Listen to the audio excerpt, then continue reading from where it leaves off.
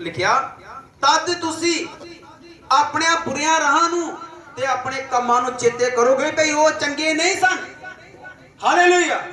जिद्दां अज मैं तुहानूं अपने कम्मां बारे दस्सिया भी मेरे कम जिहड़े मैं अपनी बुद्ध दे अनुसार कहंदा चंगे आ पर है नहीं, उन्हां कम्मां ने मैनूं कई मुसीबतां विच सुट दित्ता। हालेलुया। इसलिए सानूं उस वेले चेता नहीं होना। क्यों? परमेश्वर दा कलाम कह रहा, क्योंकि आपां परमेश्वर दा कलाम झूठ नहीं बोल सकदा। पर जेकर अज किसी नूं कलाम उह बंदे नूं कलाम सुनाया जाएगा जिहड़ा सुधरना नहीं चाहता, उन्हें कहना ये एवें करदे आ, इहदा कोई मतलब।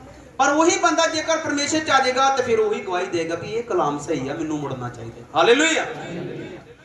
परमेश्वर कहा तद तुसी अपने बुरियां राहां नूं ते अपने कम्मां नूं चेते करोगे भई वो चंगे नहीं सी जिन्हां विच मैं अपना समा अपना पैसा वेस्ट कीता।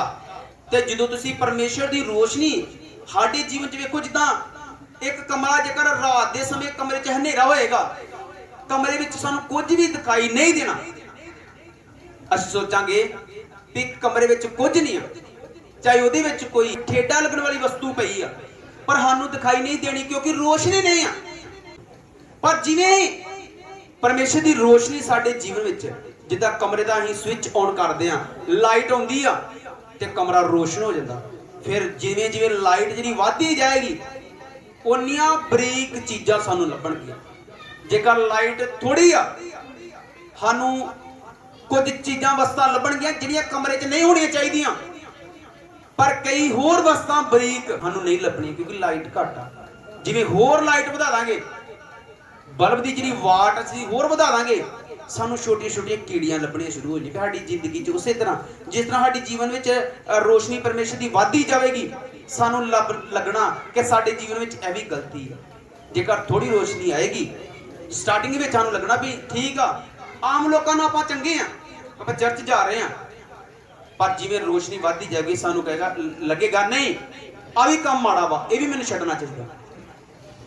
दुष्टां दी मंडली में परमेश्वर ने कहा बहना ही नहीं आ, ये भी माड़ा वा, ये भी छड्डना चाहिए। पापी दी परमेश्वर ने कहा रीस नहीं करनी, ये भी माड़ा वा, ये भी छड्डना चाहिए। ते जेकर साडे जीवन च रोशनी घट वा फिर आपां सोचांगे नहीं कोई नहीं चर्च जा रहे हैं, पर मखौलियां दी झुंडी विच भी बहना चाहिए वा, अपने साथी नहीं छड्डने चाहिए, लोकां दे नाल मेल मिलाप रखना चाहिए वा।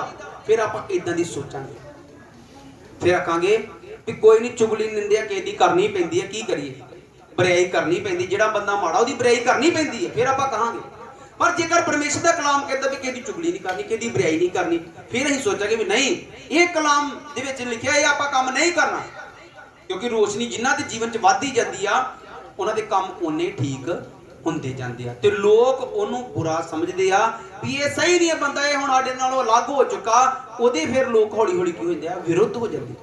प्रभु यीशु मसीह दे विरुद्ध क्यों है? क्योंकि प्रभु यीशु मसीह ओह समय दे जिहड़े धर्मी लोक उन्हां दे नाल रलदा नहीं सी। प्रभु यीशु मसीह जो कोई काम कहते, जो प्रभु यीशु मसीह की रोशनी उन्होंने कामां दे पई ते जिहड़े धर्मी बने बैठे ही वो सारे उन्होंने काम किया फेल होए, अपने कामां विच फेल निकले ते यीशु मसीह दे नाल की हो गए वैर रखना शुरू किया। हालेलुया। चमत्कार वेख के भी प्रभु यीशु मसीह नाल वैर रखे, उहदे काम वेख के भी उहदे नाल वैर रखे। क्यों? क्योंकि उन्हें ये नहीं सोचा पापा यीशु मसीह दे पिछा करिए। क्यों? क्योंकि यीशु उन्हें क्या असीं उच्चे हाँ, असीं पहला इहदे तो आए हाँ, इहदी आपां किदां मन्नीए। पर प्रभु दा कलाम कहता अपने आप नूं नीवें करोगे ते मैं तुहानूं उच्चियां करांगा। हालेलुया। प्रभु यीशु मसीह परमेश्वर दा पुत्र इकलौता पुत्र ही ते वेखो उन्हें अपने आप नूं नीविआं कीता, पापियां दे नाल प्यार कीता, पापियां दे लई अपनी जान दित्ती ते परमेश्वर ने की कीता उन्होंने उच्चियां कीता, स्वर्ग विच अपने सज्जे पासे बिठाया। इसलिए परमेश्वर ने कहा वा भी जो तुम अपने आप नीवियां कर दोगे परमेश्वर दे अगे सुट दोगे तो परमेश्वर तुहानूं झपदे ही उच्चियां कर देगा। हालेलुया। और लिखिया तद तुसीं अपने बुरियां राहां नूं जिन्हां उत्ते तुसीं चलदे ही ते अपने कामां नूं चेते करोगे ते कहोगे भी वो काम जिहड़े ठीक नहीं सी जिन्हां विच मैं अपना समा धन वेस्ट कीता।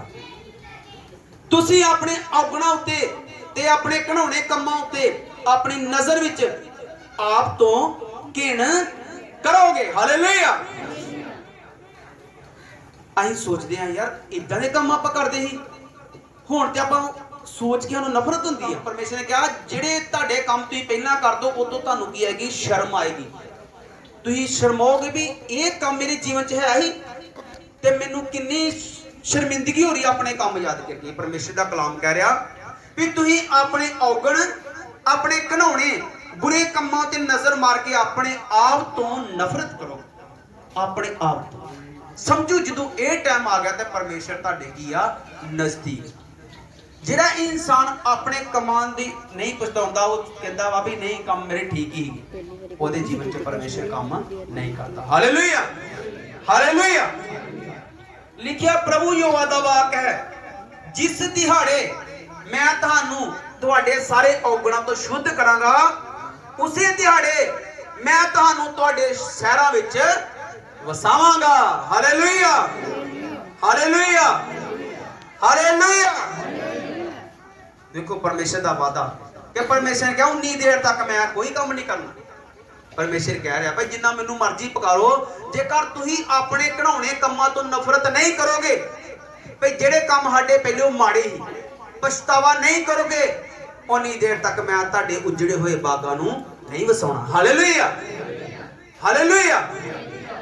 ਪਰਮੇਸ਼ਰ ਕਹਿ ਰਿਹਾ ਪ੍ਰਭੂ ਯਹੋਵਾ ਦਾ ਵਾਕ ਹੈ, ਜਿਸ ਦਿਹਾੜੇ ਮੈਂ ਤੁਹਾਨੂੰ ਤੁਹਾਡੇ ਸਾਰੇ ਔਗਣਾਂ ਤੋਂ ਸ਼ੁੱਧ ਕਰ ਦਾਂਗਾ। ਜਦੋਂ ਸਾਨੂੰ ਪਤਾ ਵੀ ਯਾਰ ਸਾਡੇ ਕੰਮ ਚੰਗੇ ਨਹੀਂ, ਪਰਮੇਸ਼ਰ ਤੇ ਜਿਉਂਦਾ ਪਰਮੇਸ਼ਰ ਆ, ਉਹ ਸਾਨੂੰ ਆਸ਼ੀਸ਼ ਦੇਣਾ ਚਾਹੁੰਦਾ ਸੀ, ਪਰ ਸਾਡੇ ਵਿੱਚ ਕਮੀ ਸੀ। ਕਈ ਲੋਕ ਕਹਿੰਦੇ ਆ ਪਰਮੇਸ਼ਰ ਲੋਕਾਂ ਦੀ ਸੁਣਦਾ, ਮੇਰੀ ਬਿਮਾਰੀ ਨਹੀਂ ਦੂਰ ਕਰਦਾ, ਮੇਰੇ ਘਰ ਤੋਂ ਲੜਾਈ ਝਗੜਾ ਨਹੀਂ ਦੂਰ ਕਰਦਾ। ਪਰਮੇਸ਼ਰ ਸਾਡੀ ਸੁਣਦਾ ਨਹੀਂ ਆ।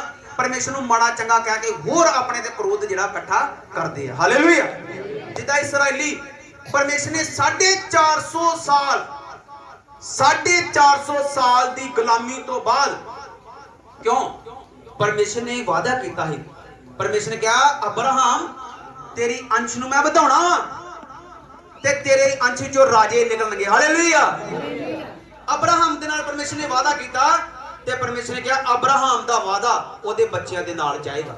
ਜਦੋਂ ਅਬਰਾਹਮ ਮਰ ਗਿਆ ਤੇ ਕੀ ਵਾਅਦਾ ਖਤਮ ਹੋ ਗਿਆ? ਨਹੀਂ। ਪਰਮੇਸ਼ਰ ਨੇ ਕਿਹਾ ਅਬਰਾਹਮ ਤੇਰੇ ਤੋਂ ਬਾਅਦ ਤੇਰੀ ਅੰਸ਼ ਨੂੰ ਮੈਂ ਵਧਾਵਾਂਗਾ। ਅਬਰਾਹਮ, ਇਸਾਕ ਤੇ ਯਾਕੂਬ ਦਾ ਪਰਮੇਸ਼ਰ ਆ ਮੈਂ। ਤੇ ਪਰਮੇਸ਼ਰ ਨੇ ਕਿਹਾ ਤੇਰੀ ਅੰਸ਼ ਵਿੱਚੋਂ ਰਾਜੇ ਨਿਕਲਣਗੇ। ਤੇ ਜਦੋਂ ਅਬਰਾਹਮ ਨੂੰ ਪਰਮੇਸ਼ਰ ਨੇ ਵਧਾਇਆ, ਵਾਅਦਾ ਪੂਰਾ ਕੀਤਾ, ਇਸ ਕਰਕੇ ਜਦੋਂ ਉਹਦੀ ਅੰਸ਼ ਬਹੁਤ ਸਾਰੀ ਹੋ ਗਈ ਤੇ ਕੀ ਹੋਇਆ? ਮਿਸਰ ਦੇ ਗੁਲਾਮ ਹੋ ਗਏ। ਉਹੀ ਲੋਕ ਜਿਨ੍ਹਾਂ ਨੂੰ ਪਰਮੇਸ਼ਰ ਛਡਾਉਣਾ ਚਾਹੁੰਦਾ ਸੀ, ਗੁਲਾਮ ਹੋ ਗਏ ਆਪਣੀਆਂ ਕਮੀਆਂ ਅਨੁਸਾਰ, ਮੂਰਤੀ ਪੂਜਾ ਅਨੁਸਾਰ, ਪਾਪ ਕਰਨ ਦੇ ਅਨੁਸਾਰ, ਪਰਮੇਸ਼ਰ ਦਾ ਨਾਂ ਲੈਣ ਦੇ ਅਨੁਸਾਰ, ਪਰਮੇਸ਼ਰ ਦੇ ਵਿਰੁੱਧ ਬੋਲਣ ਦੇ ਅਨੁਸਾਰ ਗੁਲਾਮ ਹੋ ਗਏ। ਤੇ 450 ਸਾਲ ਤੱਕ ਪਰਮੇਸ਼ਰ ਨੂੰ ਉਹਨਾਂ ਨਹੀਂ ਪਕਾਰਿਆ। 450 ਸਾਲ ਤੱਕ ਪਰਮੇਸ਼ਰ ਨੂੰ ਉਹਨਾਂ ਨਹੀਂ ਪਕਾਰਿਆ, ਪਰਮੇਸ਼ਰ ਨੇ ਉਹਨਾਂ ਨੂੰ ਨਹੀਂ ਛਡਾਇਆ। ਹਾਲੇਲੂਇਆ।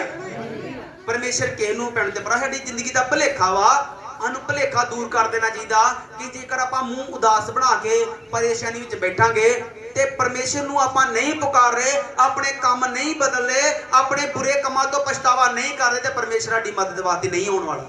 ਹਾਲੇਲੂਇਆ। ਚਾਹੇ ਜਿਹੜਾ ਮਰਜੀ ਵੱਡੇ ਤੋਂ ਵੱਡਾ ਸੇਵਕ ਆ ਜੇ ਸਾਡੇ ਲਈ ਦੁਆ ਕਰੇ, ਚਾਹੇ ਪ੍ਰਭੂ ਯਿਸੂ ਮਸੀਹ ਸਾਡੇ ਸਨਮੁਖ ਕਿਉਂ ਨਾ ਆ ਜਾਏ, ਅਸੀਂ ਆਜ਼ਾਦ ਹੋਣ ਵਾਲੇ ਨਹੀਂ ਜਦੋਂ ਤੱਕ ਅਸੀਂ ਆਪਣੇ ਗੁਨਾਹਾਂ ਦਾ ਪਛਤਾਵਾ ਨਹੀਂ ਕਰਦੇ। ਹਾਲੇਲੂਇਆ। ਉਹ ਲਿਖਿਆ ਪਰਮੇਸ਼ਰ ਨੇ ਕਿਹਾ, ਜਦੋਂ ਮੈਂ ਦੱਸ ਰਿਹਾ ਕਿ ਜਦੋਂ ਇਸਰਾਈਲੀਆਂ ਨੇ ਪੁਕਾਰਿਆ ਮਿਸਰ ਦੇ ਗੁਲਾਮ ਹੋਣ ਤੋਂ ਬਾਅਦ 450 ਸਾਲ ਜਦੋਂ ਔਖੇ ਬਹੁਤ ਜ਼ਿਆਦਾ ਹੋ ਗਏ, ਰਾਜਾ ਵਿਰੋਧ ਹੋ ਗਿਆ। ਰਾਜੇ ਨੇ ਕਿਹਾ ਇਹਨਾਂ ਨੂੰ ਹੋਰ ਕਸ਼ਟ ਦਿਓ, ਇਹ ਇਸਰਾਈਲੀ ਜਿਹੜੇ ਤਗੜੇ ਬਹੁਤ ਹੋ ਗਿਆ, ਬਹੁਤ ਜ਼ਿਆਦਾ ਤਗੜੇ ਹੋ ਜਾ ਰਹੇ ਦਿਨੋਂ ਦਿਨ, ਜਿਹੜੇ ਮਨੁੱਖ ਜਿਹੜੇ ਵਧੀ ਜਾ ਰਹੇ ਆ, ਕਿਉਂਕਿ ਪਰਮੇਸ਼ਰ ਦੀ ਆਸ਼ੀਸ਼ ਉਹਨਾਂ ਦੇ ਜੀਵਨ ਵਿੱਚ ਹੈ ਹੀ, ਪਰਮੇਸ਼ਰ ਦਾ ਵਾਅਦਾ ਤੇ ਹੈ ਹੀ ਨਾ। ਪਰ ਬੇਸ਼ੱਕ ਪਰਮੇਸ਼ਰ ਨੂੰ ਨਹੀਂ ਛਡਾਇਆ, ਗੁਲਾਮ ਹੀ ਰਹੇ। ਤੇ ਕੀ ਕਰਦਾ ਰਾਜੇ ਨੇ ਕਿਹਾ ਇਹਨਾਂ ਨੂੰ ਕਸ਼ਟ ਦਿਓ, ਕਿਉਂਕਿ ਇਹ ਵਿਹਲੇ ਰਹਿੰਦੇ ਆ ਤੇ ਤਕੜੇ ਬਹੁਤ ਹੋ ਗਿਆ। ਇਹਨਾਂ ਕੋ ਭੱਠੇ ਦੀਆਂ ਇੱਟਾਂ ਉਸ ਵੇਲੇ ਵੀ ਬਣਦੀਆਂ, ਕੱਚੀਆਂ ਇੱਟਾਂ। ਹਾਲੇਲੂਇਆ। ਤੇ ਕੀ ਕਿਹਾ ਰਾਜੇ ਨੇ ਕਿਹਾ ਹੁਣ ਇਹਨਾਂ ਨੂੰ ਤੂੜੀ ਨਹੀਂ ਦੇਣੀ, ਤੇ ਤੂੜੀ ਵੀ ਆਪ ਹੀ ਇਕੱਠੀ ਕਰਨ ਤੇ ਇੱਟਾਂ ਬਣਾਉਣ, ਤੇ ਇੱਟਾਂ ਵੀ ਉਨੀਆਂ ਬਣਾਉਣੀਆਂ ਵਾ ਜਿੰਨੀਆਂ ਤੁਸੀਂ ਤੂੜੀ ਦੇ ਕੇ ਇੱਟਾਂ ਬਣਾਉਂਦੇ, ਉਨੀਆਂ ਇੱਟਾਂ ਬਣਾਉਣੀਆਂ। ਜਾਓ ਜਾ ਕੇ ਜੰਗਲ ਤੋਂ ਤੂੜੀ ਲੱਭ ਕੇ ਲਿਓ, ਤਾਂ ਕਿ ਰਾਜਾ ਚਾਹੁੰਦਾ ਵੀ ਵੀਕ ਹੋ ਜਾਣ, ਕਮਜ਼ੋਰ ਹੋ ਜਾਣ, ਕਿਤੇ ਇਹ ਨਾ ਹੋਵੇ ਕਿ ਦੂਜਾ ਰਾਜਾ ਮੇਰੇ ਤੇ ਚੜ੍ਹਾਈ ਕਰੇ ਤੇ ਉਹਦੇ ਨਾਲ ਰਲ ਕੇ ਤੇ ਮੈਨੂੰ ਕੀ ਮੇਰਾ ਰਾਜ ਲੈ ਲੈਣ। ਫਿਰੌਨ। ਪਰ ਜਦੋਂ ਉਹਨਾਂ ਨੇ ਔਖੇ ਹੋ ਗਏ ਜ਼ਿਆਦਾ, ਪਰਮੇਸ਼ਰ ਨੂੰ ਪੁਕਾਰਿਆ, ਹੇ ਪਰਮੇਸ਼ਰ ਅਬਰਾਹਮ, ਇਸਾਕ, ਯਾਕੂਬ ਦੇ ਪਰਮੇਸ਼ਰ, ਕਿਆ ਸਾਡੇ ਪਿਓ ਦਾਦਾ ਦਾ ਪਰਮੇਸ਼ਰ ਕਿੱਥੇ ਆ?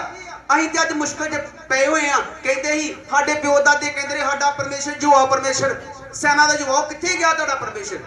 ਫਿਰ ਪਰਮੇਸ਼ਰ ਨੇ ਮੂਸਾ ਨੂੰ ਤਿਆਰ ਕੀਤਾ ਵੀ ਜਾ ਮੇਰੀ ਪ੍ਰਜਾ ਨੂੰ ਛੁਡਾ ਕੇ ਲਿਆ। ਤੇ ਜਦੋਂ ਛੁਡਾਇਆ 450 ਸਾਲ ਦੀ ਗੁਲਾਮੀ ਤੋਂ ਬਾਅਦ ਪਰਮੇਸ਼ਰ ਨੇ ਉਹਨਾਂ ਨੂੰ ਜੰਗਲ 'ਚ ਲੈ ਗਏ।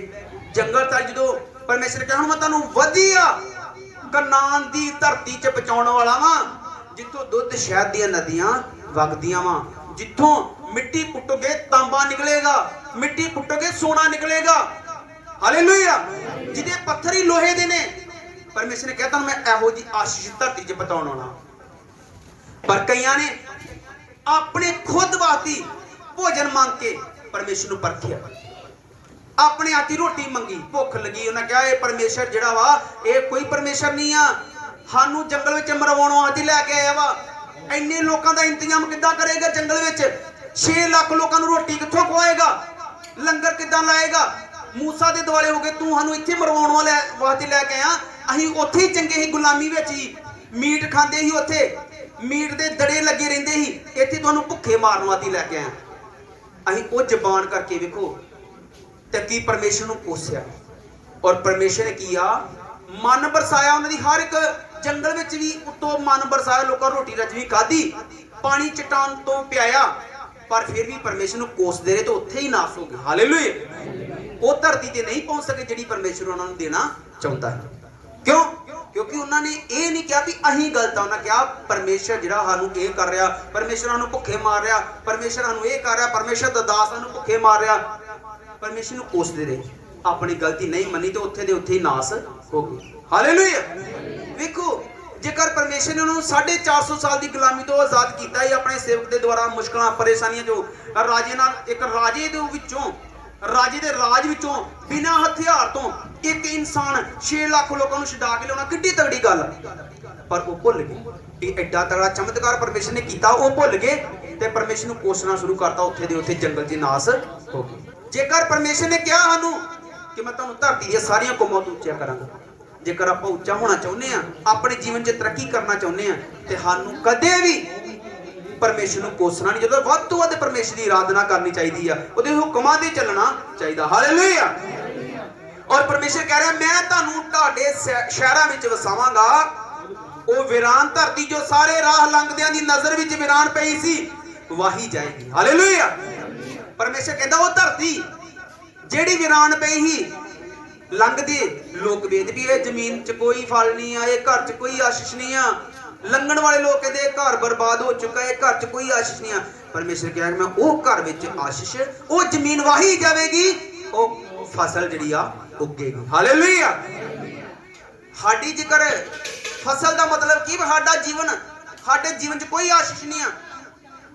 ਸਾਡੇ ਜੀਵਨ ਜੇਕਰ ਕੋਈ ਆਸ਼ੀਸ਼ ਨਹੀਂ ਆ, ਕੋਈ ਤਰੱਕੀ ਨਹੀਂ ਆ, ਜੋ ਅਸੀਂ ਕਮਾਉਂਦੇ ਉਹੀ ਖਾ ਜਾਂਦੇ ਆ।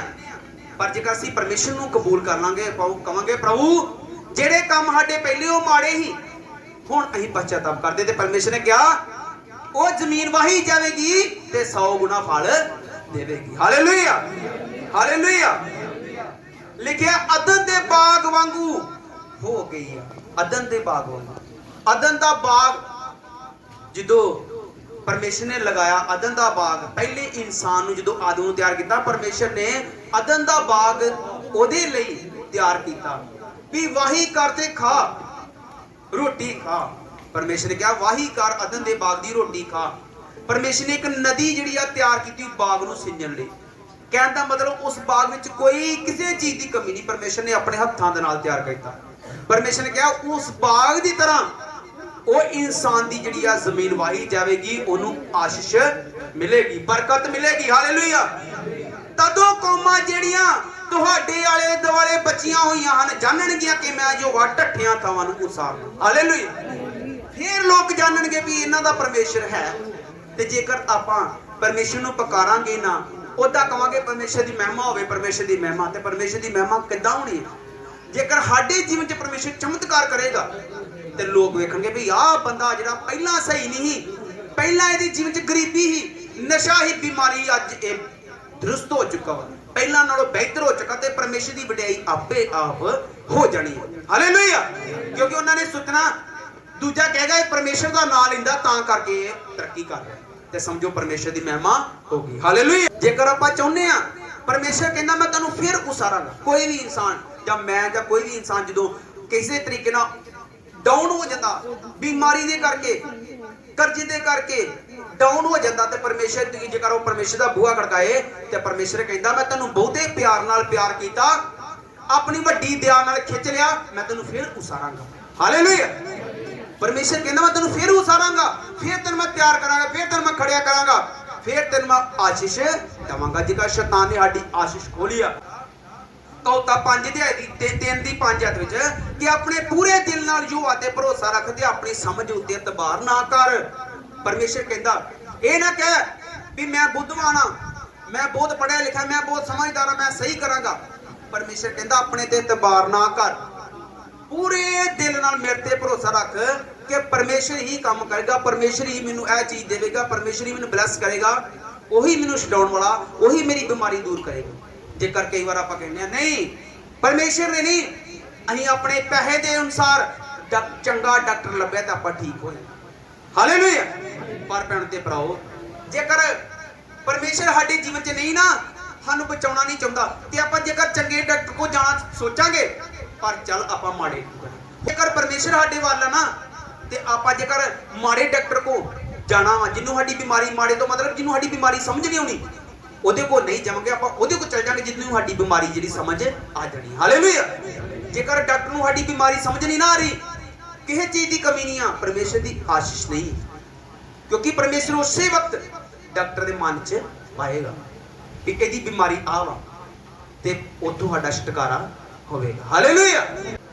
ਪਰਮੇਸ਼ਰ ਜਿਹੜਾ ਵਾ ਸਾਡਾ ਪ੍ਰਬੰਧ ਉਦੋਂ ਕਰਦਾ ਜਦੋਂ ਅਸੀਂ ਆਪਣੇ ਆਪ ਨੂੰ ਪਰਮੇਸ਼ਰ ਦੇ ਸਪੁਰਦ ਕਰ ਦਿੰਦੇ ਵੀ ਹੁਣ ਸਾਡੀ ਪਾਵਰ ਜ਼ੀਰੋ ਵਾ, ਪਰਮੇਸ਼ਰ ਹੀ ਸਾਨੂੰ ਬਚਾਏਗਾ। ਹਾਲੇਲੂਇਆ।